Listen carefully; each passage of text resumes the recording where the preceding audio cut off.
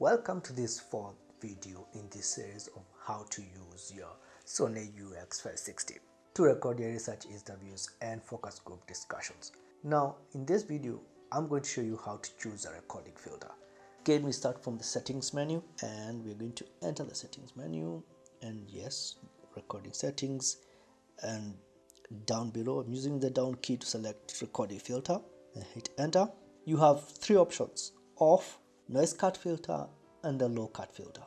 Now, I have a blog post on what each one of these filters do, so you can check it out on our blog. I'll link it also down below in the description of the video. For interviews and for focus group discussions, I'll only set this filter to off if I'm in a recording studio, and I strongly recommend that you use the noise cut filter. This filter right here, I strongly recommend that you use it. It's very good for any voice recording. You're doing a kind of voice recording, it's a very good filter to use. So you select it and then you use the play button, and there you have it. You have selected the noise cut filter.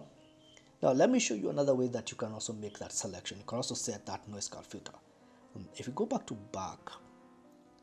we go, and I want to go to recording here, and let's go to recording, and I actually want to start recording. So hit the record button, and I'm actually recording the audio right now. If I hit option, I can make that change and select the recording filter that I want.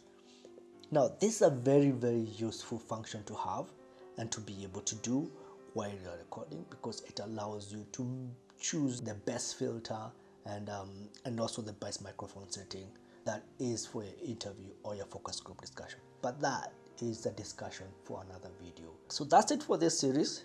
Hope you enjoyed it. If you have any questions, comments, suggestions, leave them in the comment section below, and I hope to see you in the next video. Happy recording.